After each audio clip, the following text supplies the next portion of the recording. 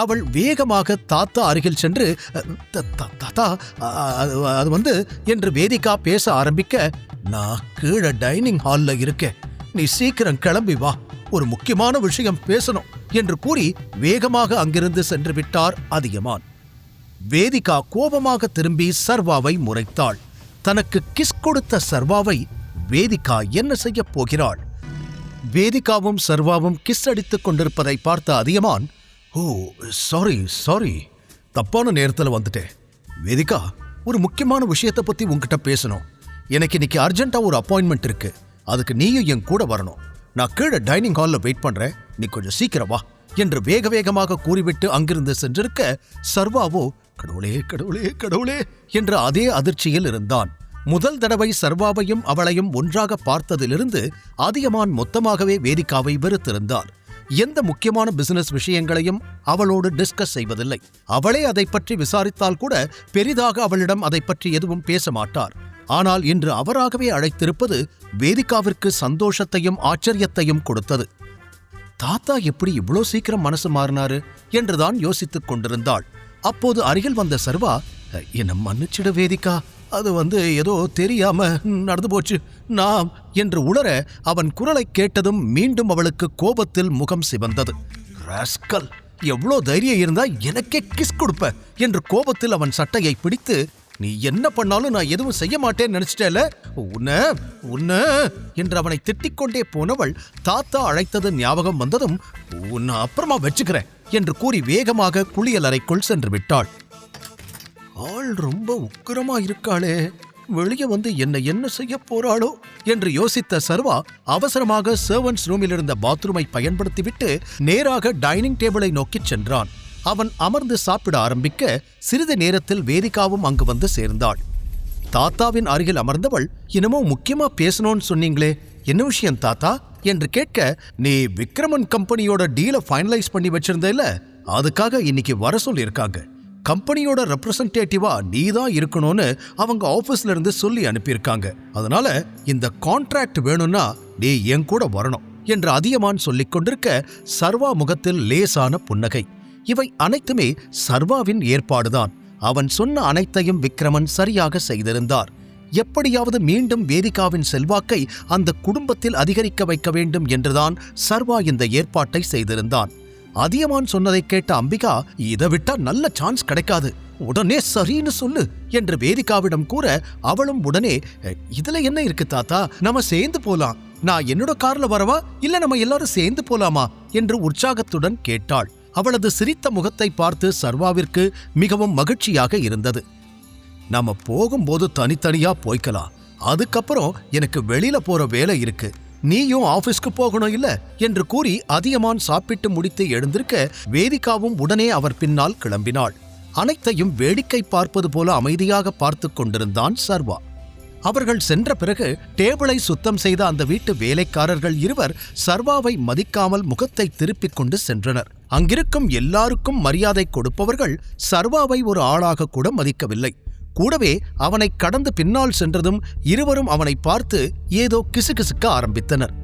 நம்ம வேதிகா மேடம் அவங்க ஹஸ்பண்டுக்கு எவ்வளோ காஸ்ட்லியான ட்ரெஸ் வாங்கி கொடுத்துருக்காங்க தெரியுமா, அதோட விலையே பல லட்சமா, அவனுக்கு வந்த வாழ்வை பாத்தியா என்று ஒரு பெண் சொல்ல, ஏய் சும்மா இரு, நாம இப்படியெல்லாம் பேசக்கூடாது, என்ன இருந்தாலும் அவர் நம்ம மேடத்தோட ஹஸ்பண்ட், அவருக்கு மரியாதை கொடுக்கணும் என்றதும் முதலில் பேசிய வேலையாள் சத்தமாக சிரித்து, அவனுக்கும் நமக்கும் ஏதாவது வித்தியாசம் இருக்கா என்ன, நம்ம நிலைமைதான் அவனுக்கும், சொல்ல போனா நாம தான் அவனை விட அதிகமா சம்பாதிக்கிறோம், இப்படியே பேசிக்கிட்டு இருந்த யார்கிட்டையாவது நீ திட்டு வாங்க போற என்று அவர்கள் இருவரும் பேசிக்கொண்டே உள்ளே செல்ல, இவை அனைத்தையும் கேட்டாலும் சர்வா முகத்தில் எந்த மாற்றமும் இல்லை. அமைதியாக தலையாட்டி லேசாக சிரித்தவன் அங்கிருந்து கிளம்பி அவனது ஆபீஸுக்கு வந்து சேர்ந்தான். காலையில் தாமதமாக கிளம்பி இருக்க 9 மணிக்கு வரவேண்டிய ஆபீஸுக்கு 11 மணிக்கு வந்து சேர்ந்திருந்தான். ஆனால் அவனை பார்த்ததும் எழுந்து நின்ற கீர்த்தனா, குட் மார்னிங் சர்வா சார் என்று மரியாதை கொடுத்தாள். அதை கேட்டதும் ஒரு நொடி அவளை நின்று பார்த்தவன், குட் மார்னிங் என்று சொல்லிவிட்டு தனது கேபினுக்கு வந்தான். பரவாயில்ல, விக்ரமன் சொன்னதுக்கு அப்புறம் கீர்த்தனா நிறையவே மாறியிருக்கா, இல்லனா லேட்டா வந்ததுக்கு என்கிட்ட பிரச்சனை பண்ணி என் மூடையே ஸ்பாயில் பண்ணியிருப்பா என்று நினைத்துக் கொண்டே தனது வேலையை ஆரம்பிக்க அவனுக்கு ஆலியாவிடமிருந்து போன் வந்தது. அதை எடுத்து காதில் வைத்தவன், சொல்லு நந்திதா என்றதும், நந்திதா இல்ல, ஆலியா பேசுறேன். இன்னைக்கு ஈவினிங் 4 o'clock நீ ஃப்ரீயா? நம்ம மீட் பண்ணலாமா? 4 மணிக்கு நீ எங்க இருக்கியோ அங்க உன்னை பிக்கப் பண்ண கார் வரும். திரும்ப ரிட்டர்ன் அவங்களே உன்னை டிராப் பண்ணிடுவாங்க என்று அடுத்தடுத்து பேசிக்கொண்டே போனாள். ஏனோ சர்வாவிற்கு மறுக்க தோன்றவில்லை. சரி, நான் வரேன் என்று ஒற்றை வார்த்தையில் கூறிவிட்டான். அவளும் அழைப்பை துண்டித்துவிட, வேகமா எல்லா வேலையும் முடிக்கணும் என்றவன் அடுத்த 2 மணி நேரம் மிகவும் கவனமாக வேலைகளை எல்லாம் செய்ய ஆரம்பித்தான். பிறகு லஞ்ச் டைம் வந்ததும் வழக்கம் போல கேண்டீனுக்கு வந்தான். அங்கு கூட்டமாக நின்று கொண்டிருந்த சிலர் சர்வாவை பார்த்ததும் தங்களுக்குள் ஏதோ பேசிக்கொண்டனர். அது தெரிந்த போதும் தேவையான உணவை மட்டும் வாங்கிக் கொண்டு ஒரு டேபிளில் அமர்ந்து சாப்பிட ஆரம்பித்தான். ஏய், நீங்க ஒரு விஷயம் கவனிச்சிங்களா? நாம தெரியாம ஒரு 10 நிமிஷம் லேட்டா வந்தா இந்த கீர்த்தனா சிடுமூஞ்சி எப்படி கத்துவா? இன்னைக்கு இந்த ஆபீஸ் அசிஸ்டன்ட் 2 மணி நேரம் லேட்டா வந்திருக்கான். அவ ஒண்ணுமே சொல்லல, எந்திரிச்சு விஷ் பண்ணிக்கிட்டு இருந்தா தெரியுமா என்று ஒரு பெண் சொல்ல சர்வா அவளை திரும்பி பார்த்தான். அந்த பெண்ணும் சர்வாவை பார்த்து லேசாக புன்னகைத்தாள். மீண்டும் சர்வா திரும்பி தன் உணவை சாப்பிட ஆரம்பிக்க அந்த பெண் பேச்சை நிறுத்துவதாக இல்லை. என்ன இருந்தாலும் நம்மள மட்டும் அப்படி திட்டிட்டு இன்னைக்கு இவனை மட்டும் ஒன்னும் சொல்லலைனா எனக்கு பார்க்க எப்படி இருக்கும் என்று முதலில் சொன்ன அந்த பெண் முகத்தை சுருக்கிக் கொண்டு சொல்ல, அவன் ஃப்ரெஷருங்கிறதுனால மன்னிச்சு விட்டு அப்படி இல்லைனா இவன் ஏதாவது ரெக்கமெண்டேஷன்ல வந்திருப்பான். அதான் கீர்த்தனா இப்படி சொம்ப அடிச்சுக்கிட்டு இருப்பா. எப்படியும் இன்னும் 2-3 நாள்ல மேனேஜருக்கு இந்த விஷயம் தெரிஞ்சிடும்.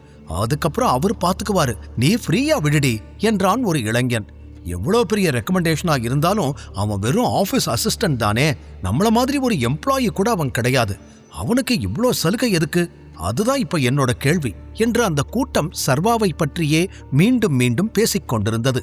இதையெல்லாம் சர்வா காதில் கேட்டாலும் எதற்கும் பெரிதாக ரியாக்ட் செய்யாமல் சாப்பிட்டுக் கொண்டிருந்தான். அப்போது, என்ன சர்வா, நீ இங்க ஆஃபீஸ் அசிஸ்டண்டா தான் வேலை பார்க்கறியா என்று பின்னாலிருந்து ஒரு பழக்கப்பட்ட பெண்ணின் குரல் கேட்க சர்வா திரும்பி பார்த்தான். காமினிதான் அங்கு நின்றிருந்தாள். அப்போதுதான் காமினியும் இங்கு வேலை செய்வது அவனுக்கு தெரிய வந்தது. இப்போது அவளை பார்த்த பின்பும் பெரிதாக அலட்டிக் கொள்ளாதவன் மீண்டும் சாப்பிட ஆரம்பிக்க அவனுக்கு எதிரில் அமர்ந்தவள், என்ன சர்வா, என்ன பார்த்தா பேசக்கூட மாட்டியா என்று கேட்டாள். உனக்கு என்ன பேசணும்? ஏதாவது சொல்லணும்னா டைரக்டா சொல்லிட்டு கிளம்பு என்று அவனும் திருப்பி சொல்ல, நீ இங்க ஒரு ஆபீஸ் அசிஸ்டண்டா வேலை பார்த்துட்டு அன்னைக்கு எப்படி ஹோட்டல்ல அவ்வளோ பெரிய பில்லை செட்டில் பண்ண? வருஷம் முழுக்க நீ உன் சம்பளத்தை சேர்த்து வச்சா கூட உன்னால அவ்வளோ அமௌண்ட் சேர்க்க முடியாது, அப்புறம் எப்படி என்று அவளது சந்தேகத்தை கேட்க, நீ கூட தான் வேர்ல்ட் டூர் போக போறேன்னு சொன்ன. இந்த வேலையை பார்த்துட்டு எப்படி உன்னால வேர்ல்ட் டூர் எல்லாம் போக முடிஞ்சதுன்னு நான் உன்கிட்ட கேட்டேனா என்று திருப்பி கேட்டான் சர்வா. ஏய், நான் ஒன்னும் உன்ன மாதிரி யாரும் இல்லாதவ கிடையாது. என் அப்பா கிட்டயும் நிறைய பணம் இருக்கு. அது மட்டும் இல்லாம நான் உன்னை விட பெட்டரான பொசிஷன்ல இருக்கேன். சோ என்னால நான் நினைச்சத பண்ண முடியும். முதல்ல நீ எப்படி அன்னைக்கு பில் செட்டில் பண்ண அதை சொல்லு என்று மீண்டும் மீண்டும் அதையே கேட்டவளுக்கு உண்மையை தெரிந்து கொள்ளவில்லை என்றால் தலையே வெடித்துவிடும் போல இருந்தது. சர்வா சிரித்தபடி கேட்டான், முதல்ல நீ பதில் சொல்லு. நீ வேர்ல்ட் டூர் போனேன்னு சொன்னதெல்லாம் உருட்டு தானே? நீ போய் தானே சொன்ன என்று சர்வா கைகளை கட்டிக்கொண்டு அவளை பார்க்க கடுப்பானாள் காமினி. சர்வா, நான் உங்ககிட்ட கேஷுவலா தான் கேள்வி கேட்டேன். அதுக்கு எதுக்கு நீ இப்படி இன்சல்ட் பண்ற மாதிரி பதில் சொல்லிக்கிட்டு இருக்க? என்ன இருந்தாலும் நம்ம 2 பேரும் காலேஜ் ஃப்ரெண்ட்ஸ். இங்க நான் மட்டும்தான் உனக்காக இருக்கேன் என்று அவள் சொல்ல, அப்படி என்ன நீ எனக்காக பண்ணிட்ட? கொஞ்சம் சொல்ல முடியுமா என்று சிறிதும் முகத்தில் எந்த ரியாக்ஷனும் இல்லாமல் கேட்டான் சர்வா. நீ கவனிச்சியா இல்லையான்னு எனக்கு தெரியல. இங்க இருக்கிற எல்லாரும் உன்னை பத்தி தான் பேசிக்கிட்டு இருக்காங்க. ஆனா உன் கூட பேச யாருக்குமே விருப்பம் இல்லை. நீ தனியா உட்காந்து சாப்பிட்டுக்கிட்டு இருக்க. யாராவது உன் பக்கத்துல வந்து உட்காந்து சாப்பிட்டாங்களா? இல்ல உன்கிட்ட பேசதான் ட்ரை பண்ணாங்களா? இல்ல. ஆனா நான் தான் உன்னை தேடி வந்து உன்கிட்ட பேசிக்கிட்டு இருக்கேன். நீ என் காலேஜ் ஃப்ரெண்டுங்கிறதுனால அதுக்காகவாது கொஞ்சம் மரியாதை கொடுத்து என்கிட்ட பேசு என்று காமினி கூற, சர்வா பெரிதாக அதை கண்டுகொள்ளாமல் சாப்பிடுவதிலேயே கவனமாக இருந்தான். அதில் அவளுக்கு இன்னும் தான் எரிச்சல் அதிகமானது. உன்னை போய் ஃப்ரெண்டுன்னு நினைச்சு பக்கத்துல உட்கார்ந்தேன் பாரு, என்ன சொல்லணும்? உன்னோட இந்த ஆட்டிடியூடுக்காகவே நீ கண்டிப்பா வருத்தப்படுவ என்று அவனுக்கு சாபம் விடுவது போல சொன்னவள் தனது பிளேட்டை எடுத்துக்கொண்டு அங்கிருந்து எழுந்து சென்று விட்டாள். அப்போது கூட அவளை சர்வா கண்டுகொள்ளவில்லை. பின் மீண்டும் தனது கேபினுக்கு வந்து சேர்ந்தவன் மிச்சமிருந்த வேலைகளை பார்க்க ஆரம்பித்தான். வேக வேகமாக தன்னுடைய வேலைகள் அனைத்தையும் துரிதமாக முடித்தான் சர்வா. சிறிது நேரத்திலே மணி 4 எட்டி இருக்க கடிகாரத்தை பார்த்தவன் ஆலியாவிடமிருந்து ஏதாவது மெசேஜ் வந்திருக்கிறதா என்று பார்த்தான். எதுவும் வரவில்லை. மெசேஜ் பண்ணலேனாலும் கண்டிப்பா ஆள் அனுப்பியிருப்பா என்று யோசனை செய்தவன் அனைத்தையும் எடுத்து வைத்துவிட்டு வெளியில் கிளம்ப தயாரானான்.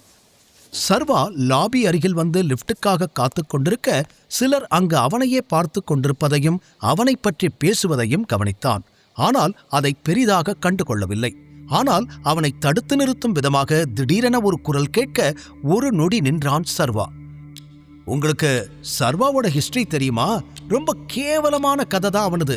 அவனை மாதிரி ஒரு ஆளை நீங்க பார்த்திருக்கவே மாட்டீங்க. டீ கடையில டீ கிளாஸ் கழுவிக்கிட்டு இருந்தான். அதே கடையில காலையில மதியம் நைட்டுன்னு 3 வேளையும் டீ பிஸ்கட் சாப்பிட்டே உயிர் வாழ்வான். ஆனா இன்னைக்கு பாருங்க, எவன் கைய கால புடிச்சோ இப்படி ஒரு வேலைக்கு வந்திருக்கான் என்று சர்வாவின் பழைய பெருமைகளை உற்சாகமாக சொல்லிக் கொண்டிருந்தாள் காமினி. இவை அனைத்தையும் கேட்ட சர்வா ஒரு நொடி அவளை திரும்பி பார்த்தாலும் அதற்கு மேல் கண்டுகொள்ளாமல் லிப்டில் ஏறி சென்று விட்டான். சர்வா அவளை மதிக்கவில்லை என்பதற்காக எப்படியாவது பேசி அவனை வம்பு இழுத்து மற்றவர்கள் முன்னால் அவமானப்படுத்த வேண்டும் என்ற முடிவில்தான் இதெல்லாம் செய்தாள். ஆனால் அவன் கண்டுகொள்ளாமல் சென்று விட்டது அவளுக்குதான் இப்போது பலத்த அவமானம். அதனால் கடுப்பானவள், ஓ, உனக்கு அவ்வளோ ஆயிடுச்சா? உன்னை விடமாட்டேன் சர்வா, என்ன பண்றேன்னு பாரு என்று அவன் பின்னாலேயே தானும் சென்றாள். கீழே வந்த சர்வா தனது போனை பார்க்க அதில் ஆலியா அவனுக்கு எந்த காரில் வரவேண்டும் என்பதற்கான அனைத்து டீடைல்ஸ்களையும் அனுப்பியிருந்தாள். அவன் அதை பார்த்து கொண்டே நிமிர்ந்து பார்க்க எதிரில் ஒரு லக்ஸுரியான கார் நின்றிருந்தது. அதன் டிரைவர் சர்வாவிடம் மரியாதையாக வந்து நின்று, சர்வா சார், நம்ம போலாமா என்று கார் கதவை திறந்துவிட்டபடி கேட்டான். தலையாட்டிவிட்டு காரில் ஏறி அமர்ந்தான் சர்வா. அவன் பின்னாலேயே ஓடி வந்த இந்த காட்சியை பார்த்த காமினியால் தன் கண்களையே நம்ப முடியவில்லை. இவ்ளோ எக்ஸ்பென்சிவான கார்ல சர்வாவா?